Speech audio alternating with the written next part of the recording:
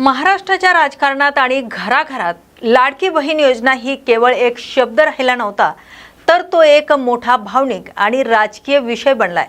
निवडणुकीच्या तोंडावर सुरू झालेली ही योजना दरमहा मिळणारे 1500 रुपये आणि त्यानंतर ती रक्कम 3000 रुपयापर्यंत करण्याची घोषणा या सगळ्याने महिलांमध्ये एक मोठी आशेची किरण निर्माण झाला होता। अनेक माता भगिनींच्या खात्यात थेट पैसे जमाई झाले, पण आता निवडणुकीची रणधुमाळी संपल्यानंतर एक अत्यंत खळबळजनक आणि चक्रावून टाकणारा आकडा समोर येतोय। योजनेची पडताळणी प्रक्रियेत तब्बल 92 लाख महिलांची नावे वगळल्या गेल्याचा दावा केला जातोय। होय, 92 लाख हा आकडा साधा सुद्धा नाही, तर या बातमीने संपूर्ण महाराष्ट्रात खळबळ उडून दिली। आता प्रश्न असा उपस्थित होतोय की निवडणुकीपूर्वी एवढ्या मोठ्या प्रमाणावर झालेल्या लाभानंतर अचानक एवढी मोठी कपात का? ही केवळ प्रशासकीय त्रुटीची दुरुस्ती आहे की यामागे काही वेगळंच अर्थकारण दडलंय? नेमका हा संपूर्ण वाद काय आहे? सरकारचा दावा काय आहे आणि विरोधकांचे आरोप काय आहेत? पाहूया या विशेष रिपोर्टमधून। नमस्कार, मी शिल्पा। न्यूज मराठी 24/7 च्या प्रहारमध्ये आपल्या सर्वांचं स्वागत। राज्य सरकारच्या वतीने लाडकी बहीण योजनेची पारदर्शकता टिकवून ठेवण्यासाठी एका व्यापक पडताळणीच्या प्रक्रियेने आयोजन करण्यात आलं होतं। या तपासणी दरम्यान लाखो अर्जाची सखोल छाननी करण्यात आली आणि याच प्रक्रियेतून 92 लाख अर्ज अपात्र ठरल्याचं सांगितलं जात आहे। सरकारच्या अधिकृत दाव्यानुसार ही नावे योजना बंद करण्यासाठी नव्हे, तर केवळ निकषामध्ये न बसणाऱ्या अर्जांना बाजूला करण्यासाठी वगळण्यात आली आहे। यामध्ये प्रामुख्याने पात्रतेच्या निकषामध्ये न बसणाऱ्या लाभार्थी महिला, एकाच कुटुंबातून नियमबाह्य पद्धतीने आलेले एकापेक्षा एक जास्त अर्ज, चुकीचे किंवा अपूर्ण सादर केलेली कागदपत्रे आणि कौटुंबिक उत्पन्नाच्या मर्यादेपेक्षा जास्त उत्पन्न असणारे अर्ज अपात्र ठरवण्यात आले। याशिवाय इतर शासकीय योजनांमधील माहितीशी असलेली तफावत, मृत लाभार्थी आणि काही ठिकाणी झालेल्या डुप्लिकेट नोंदी शोधून हा डेटा फिल्टर करण्यात आल्याचा दावा प्रशासनाकडून केला जातोय।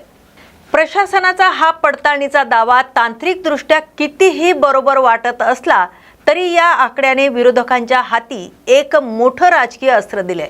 निवडणुकीपूर्वी घाईघाईने मंजुरी द्यायची आणि निवडणुका पार पडताच पडताळणीच्या नावाखाली एवढी मोठी कपात करायची, यावरून आता राजकीय युद्ध पेटलंय। यावर विरोधकांचा आक्षेप काय आहे पाहूयात। हे पण राज्य सरकारला ही योजना परवडत नाही।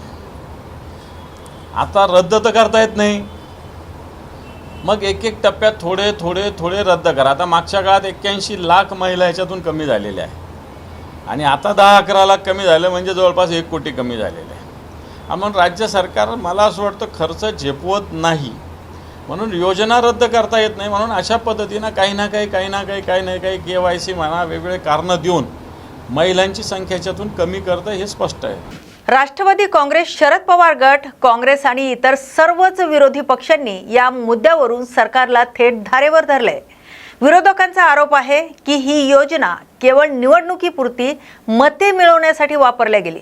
निवडणुकीपूर्वी कोणत्याही कडक तपासणीशिवाय कोट्यवधी महिलांना लाभ देण्यात आला आणि सत्ता स्थापन होताच अचानक लाभार्थी कमी करण्याचा धडाका लावला गेला। राज्याच्या तिजोरीवर प्रचंड होणारा ताण कमी करण्यासाठी सरकार जाणून बुजून पडताळणीचं कारण पुढं करून महिलांचे नावे कमी करत असल्याचा थेट आरोप विरोधकांनी केला आहे। निवडणुकीत दिलेली आश्वासने हवेत विरली असून ही भगिनींची फसवणूक आहे, असा सूर आता विरोधी गोटातून उमटत आहे। आता इथेच खरा पेच निर्माण होतो की सरकार म्हणतंय आम्ही फक्त नियम पाळतोय, तर विरोधक म्हणतात हा फक्त मतांचा खेळ होता। पण या संपूर्ण राजकीय चिखलफेकीमध्ये खरी कोंडी झाली आहे ती सामान्य महिलेची, जिच्या खात्यातले हप्ते अचानक बंद झालेत। मग जर एखादी महिला सर्व निकष पूर्ण करत असेल आणि तरीही तिचं नाव वगळल्या गेलं असेल, तर तिने आता काय करायचं? जर एखाद्या पात्र महिलेचं नाव या यादीतून अचानक वगळलं गेलं असेल, तर तिने सर्वात आधी आपल्या जवळच्या सेतू केंद्रावर किंवा अंगणवाडी कार्यालयात जाऊन आपलं नाव कोणत्या तांत्रिक कारणामुळे वगळले गेले याची अधिकृत माहिती घ्यावी। अनेकदा कागदपत्रांमध्ये त्रुटी असणं किंवा बँक खाते आधार कार्डशी लिंक नसणं अशा छोट्या अडचणी असू शकतात। त्यामुळे ही दुरुस्ती संबंधित प्रशासकीय केंद्रावर जाऊन तातडीने करून घ्यावी। जर तुम्ही योजनेचे सर्व निकष पूर्ण करत आहात, कागदपत्रे ही योग्य आहे आणि तरीही तुम्हाला अपात्र ठरवल्या गेलं असेल तर सरकार नियम आणि अटीनुसार अपील किंवा हरकतीची प्रक्रिया पूर्ण करण्याची मुभा देते, जेणेकरून तुम्हाला तुमच्या हक्काचा लाभ पुन्हा मिळू शकेल। या तांत्रिक अडचणीमधून मार्ग काढण्यासाठी बाधित महिलांनी घाबरून न जाता काही पावले उचलणं गरजेचं आहे। जर तुमचं नाव या यादीतून वगळलं गेलं असेल तर सर्वात आधी त्याचे अधिकृत कारण प्रशासकीय केंद्रावरून शोधून काढा। अनेकदा केवळ बँक खाते आधार कार्डशी लिंक नसणं किंवा उत्पन्नाचा दाखला जुना असणं अशा त्रुटी असू शकतात। आवश्यक कागदपत्रांची दुरुस्ती करून तुम्ही पुन्हा हरकतीची किंवा अपीलाची प्रक्रिया पूर्ण करू शकता, जेणेकरून तुम्ही पात्र असल्यास हा लाभ तुम्हाला पुन्हा मिळू शकेल। शेवटी प्रश्न हाच उरतो, योजना मग ती कोणतीही असो, तिचा आधार केवळ निवडणुका आणि मतपेट्या असू शकतो का? योजना जेव्हा सुरू होते तेव्हा जनतेच्या तिच्यावर आणि सिस्टमवर एक विश्वास निर्माण होतोय।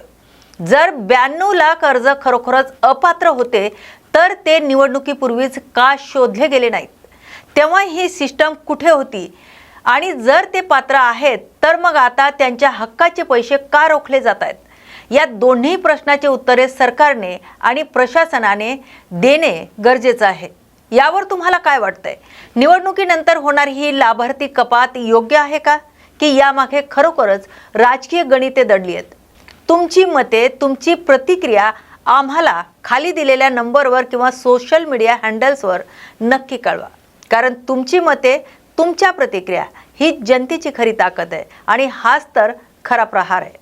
अशाच विषयावर थेट प्रहार करण्यासाठी तुमच्या प्रतिक्रिया आमच्यापर्यंत पोहोचवत राहा आणि पाहत राहा न्यूज मराठी 24/7। नवा भारत, नवा विचार।